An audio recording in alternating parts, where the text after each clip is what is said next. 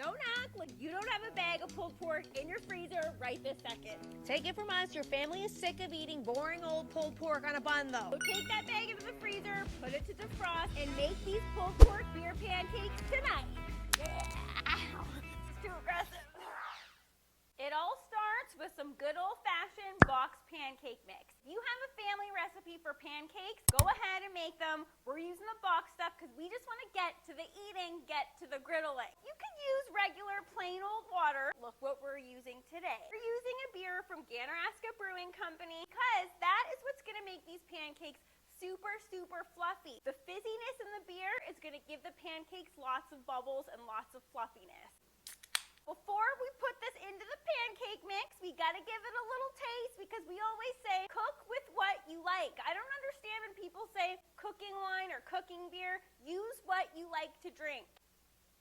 I like to drink this. I'm going to go in with a cup and 1/3.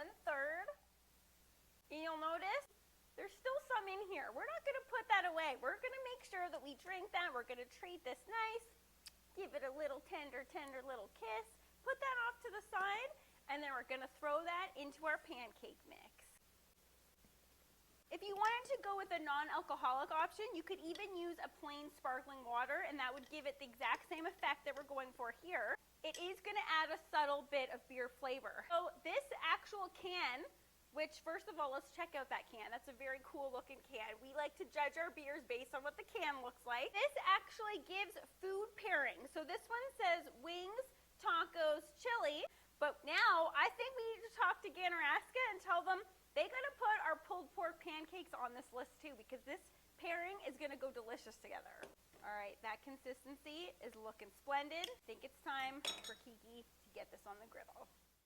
We've got our griddle preheating for about 10 minutes. You'll notice all the burners are on medium-high because we're doing pulled pork on one side and pancakes on the other. This is our pulled pork. We can almost guarantee that you guys have a bag in your freezer that looks just like this. One of the major tips that we like to offer people in our barbecue classes is if you're going to be freezing anything, pulled pork or otherwise, make sure you're adding a label on the outside. If you're adding things like this to a bag, right now you're thinking, this looks clearly like pulled pork. How will I not know what this is if I go to take out this bag? Once this freezes and it starts to have that freezery crystal look on the outside, you won't be able to tell if this is pork, is it chili, is it bananas for smoothies? No one can tell unless you label. So save yourself the hassle. Make sure you write pulled pork on the outside. We've had to learn that the hard way, everybody. Oh, yes, we have. We're going to get our pulled pork off to one side. I like to just mush it up before it goes on the grill like this, break it all apart.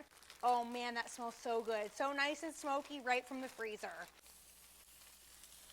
Pulled pork has enough fat in it that we don't need to add any oil to the griddle at this point. Once that heats through, the fat is going to release, and then we're going to move it over and put our pancakes right in that fat. Man, that smells good already. Who smoked that pulled pork? Who smoked it? Who smoked it? She's got to get credit for everything. My sister did. We like to freeze our pulled pork without sauce, so then it gives us more options as to how we can use it. We can add sauce, we can put it into chili, we can put it on pizzas, we can put it in pasta. Really, the sky is the limit for pulled pork, so we just like to leave it dry like this. Now we're going to add some barbecue rub. Today we're using Uncle Steve's Original Shake. We love this rub. Is Uncle Steve on the spot? Oh, no, he's not. His face is normally on the bottle. Uncle Steve, I wanted a smooch. You want to bring this to your desired crispiness level that you prefer. You'll notice we like things super crispy. So if you're like us and you like the crispy level high, spread it out as thin as you can get it, because that's what's going to give you can hear crispiness happening. All that poppy sound is crispiness in the works. If you're not a fan of crispy, warm it through and then push it off to one side. Know what I'm a fan of? What? Diner Tushy! Give it to us! Oh yeah! Oh yeah! Oh yeah! Diner Tushy. So we've hit our desired level of crispiness. Move this off to the side. You can add butter here, but we're Italian. We put this stuff on our face, we put it in our hair, we put it everywhere. We're just going to put a little more olive oil on this side just to make sure our pancakes aren't going to stick. We're going to get our beer pancakes. We're going to start to put them on the griddle. We're going to take a little bit of the pulled pork here and we're going to put it right in. the pancakes. This is the good part, everybody.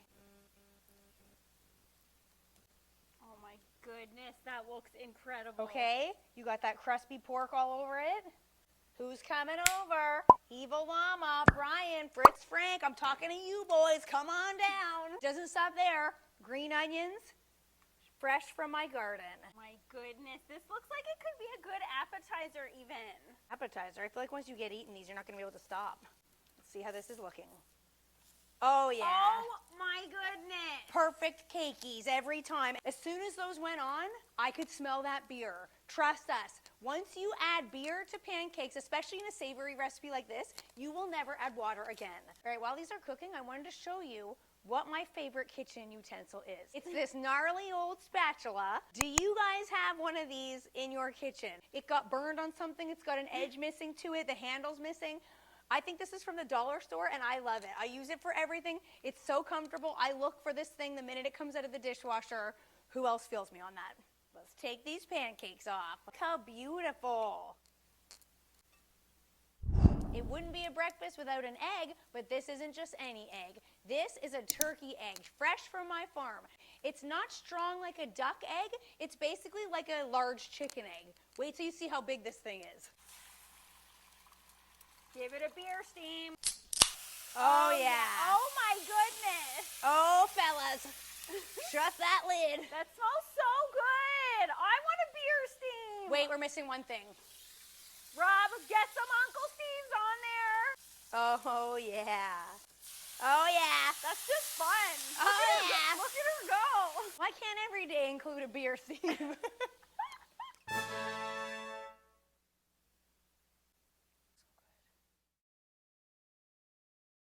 Another simple griddle recipe. This one has basically 4 ingredients. I bet in your pantry you have everything you need to make this tonight. Okay, honey, I have to see what you think about this. Yeah. Look at this perfect bite. It does taste like beer. Not too much, but it's subtle with the pulled pork. Ooh. It's really the perfect combination of sweet and savory. Those onions, some of them are raw, some of them are crispy. That is a killer recipe. I love these simple recipes. You would never guess that this is only 4 ingredients. For breakfast, good for lunch, good for a snack. You really can't go wrong with these. How good does that taste? It tastes so good. It really does. I know. It makes me feel like dancing. Give me that.